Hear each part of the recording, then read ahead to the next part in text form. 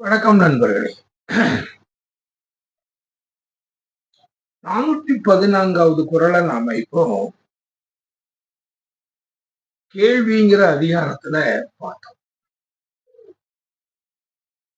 இப்போ 415வது குறள பார்க்க போறோம். 415வது குறள் என்னன்னா,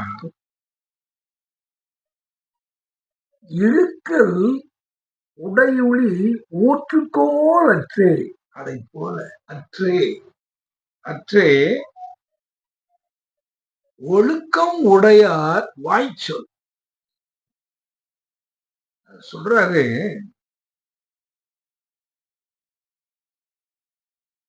இழுக்கல் உடையுளி ஊற்றுக்கோல் அற்றே. ஒரு வழுக்கலான ஒரு தரையில நாம போய்கிட்டு இருக்கோம் அப்படின்னு சொல்லியாச்சுன்னா, அதுதான் இந்த இழுக்கல் இழுக்கல் உடையுளி. அப்படி நம்ம போகும்போது ஊற்றுக்கோல், ஊன்றுகோலாக நாம அத அப்படி பிடிச்சு பிடிச்சு அப்படியே நாம போகிறதுக்கு துணை செய்யக்கூடிய அந்த ஊன்றுகோல். அதை போல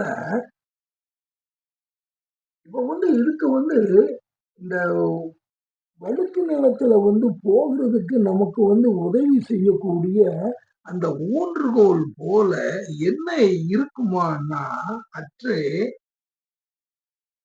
ஒழுக்கம் உடையார் வாய்ச்சொல். நீங்க வாழ்க்கையில நீங்க போய்கிட்டு இருக்கீங்க. எவ்வளவோ வார்த்தைகள் இருக்கு. நிறைய அதுகள் எல்லாம் அந்த ஒழுக்கம் உடையவர்கள் அந்த வாழ்க்கையை நல்ல முறையிலே வாழ்ந்தவர், ஒழுக்கமாக வாழ்ந்தவர். ஒரு சிலர் நீங்க பாத்தீங்கன்னா வந்து அவங்களுக்கும் ஒழுக்கத்துக்கும் சம்பந்தமே இருக்காது. ஆனா நாம சின்ன பையங்க, அவங்க படாடோமா பேசுறத பார்த்தவொடனே அவங்க ஒரு பெரிய அறிஞராக்கும் போல அப்படின்னு நாம நினைப்போம். ஆனா அவன் அவன் நடத்தையில மிக மோசமானவனா இருப்பான். அவன் வெளிய பேசும்போது நல்லா பேசுவான். கூட சிறு வயசுல ஒருத்தரை பற்றி ஒருத்தர் நல்ல ஒரு சீனியர் மேன் தான். ரொம்ப இங்கிலீஷ்லாம் ரொம்ப பெருசா பேசுவார். சிறு வயதிலிருந்தே ஒரு ஆங்கிலத்து மேல எனக்கு உள்ள ஒரு தீராத பற்று. இந்த ஆங்கிலத்துக்காக நான் என்னமோ செய்வேன். ஒரு தடவை ஒரு பெரியவர், நான் சொல்ல போறவரை விட ஒரு பெரியவர். அவரு ஒரு சாதாரணமா ஒரு இன்னைக்கு எனக்கு அவரு என்ன ஒரு கண்டிஷன்ல இருந்தாரு, எப்படிப்பட்டவரு, எங்க உள்ளவரு, ஏன் அந்த நிலையில இருக்காரு அப்படிங்கிறதுலாம் எனக்கு தெரியாது. ஆனா ஒரு தடவை அவர் இங்க எங்களுடைய வீட்டுல இருந்து நான் பஜார் வரைக்கும் அவர் கூட போக வேண்டியதா போச்சு. என்னமோ அந்த அந்த இடத்துல என் வீடு இருக்கு அப்படின்னு சொன்னார். சில நேரங்கள்ல சொல்லுவாங்க, அப்படிலாம் போகக்கூடாது அப்படின்னு. அதெல்லாம் தெரியல. இந்த ஆங்கிலத்திற்கு, ஏன்னா ஒரு ஆங்கிலத்துல ஒரு நல்ல புலமை வாய்ந்த ஆள் பாத்தீங்கன்னா ரொம்ப கட்டையா இருப்பார். அப்படிப்பட்ட ஒரு மனுஷன் என்ன, நீ அங்க வா அப்படின்னு சொல்லி, அதுக்கப்புறம் அங்க போனேன். அதாவது எந்த தவறும் எதுவும் இல்லை, நல்ல மனுஷனும் கூட. அவரு ஒரு தடவை அந்த அப்படி போயிருக்கும்போது காப்பி போட்டு சிரட்டையில கொடுத்தாரு. இன்னைக்கு எனக்கு இந்த சிரட்டையில காப்பி குடிச்சது ஞாபகம் இருக்கு. அவருக்கு நான் போகும்பொழுது வயது அவ்வளவு பெரிய வயது இருக்காது, எப்படியும் ஒரு 50 வயசு. ஆக இந்த கல்விக்காக நான் எந்த இடத்துக்கும் போகக்கூடிய. அதனாலதான் திருவள்ளுவர் என்ன சொல்றாருன்னா,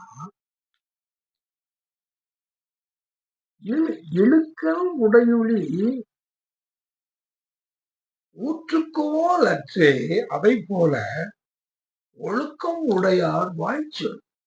அந்த அந்த ஊன்றுகோல் போல அந்த ஒழுக்கம் உடையவருடைய வாய்ச்சொல் நம்ம கேட்கும் பொழுது அவங்க நமக்கு சொல்லுவாங்க. இந்த மாதிரி நீங்க எங்க இடங்கள்ல எல்லாம் பக்கத்துல எல்லாம் கூட சில கிறிஸ்துவ கூட்டங்கள்லாம் அதுல நடக்கும். அவங்க சொல்லுவாங்க, நீங்க இந்த மாதிரி பீடி சிகரெட் குடிச்சிடக்கூடாது, எந்த ஒரு தீய பழக்கங்களுக்கும் நீங்க போகக்கூடாது.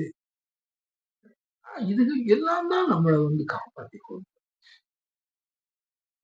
அதே மாதிரி பள்ளிக்கூடங்கள்ல நம்ம பள்ளிக்கூடத்துல படிக்கும்போது அங்கேயும் அந்த இன்ஸ்ட்ரக்டர் வருவாங்க. அங்கேயும் பள்ளிக்கூடத்துல அந்த கிறிஸ்துவ போதனைகள் நடக்கும். அதோட கூட கிறிஸ்துவ போதனை மட்டும் இல்ல. தனிப்பட்ட முறையில எத்தனையோ அந்த இந்து மதத்தினுடைய பெரிய ஆட்களுடைய புத்தகங்கள் எல்லாம் நான் படிச்சிருக்கேன். டாக்டர் ராதாகிருஷ்ணனுடைய புத்தகம். அதுகள் எல்லாம் அவங்க நிறைய சொல்லுவாங்க. வாழ்க்கையில எப்படி நடக்கும். அதனால்தான் வள்ளுவர் இந்த இடத்துல என்ன சொல்றாரு, இழுக்கல் உடையுளி ஊற்றுக்கோல் நற்றே ஒழுக்கம் உடையார் வாய்ச்சொல். இப்படி நீங்க அந்த ஒழுக்கத்தினுடையவர்களுடைய வாய்ச்சொல்லை நீங்க கேட்கறதுனால உங்களுக்கு அந்த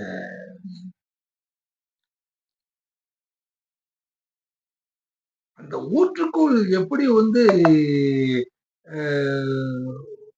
உங்களை பாதுகாக்குமோ அதே மாதிரி அந்த ஒழுக்கம் உடையவருடைய வாய்ச்சொல் உங்களை பாதுகாக்கும். இந்த மாதிரி இப்படித்தான் நீங்க நிறைய கேட்கணும். நான் கட்சியனாயிலும் கேட்க எப்படி உண்மைகள் இருக்கு. சரி, அடுத்த ஆளர் என்ன சொல்றார்? அதுவரை நன்றி ஓடி விடுகிறேன். வணக்கம்.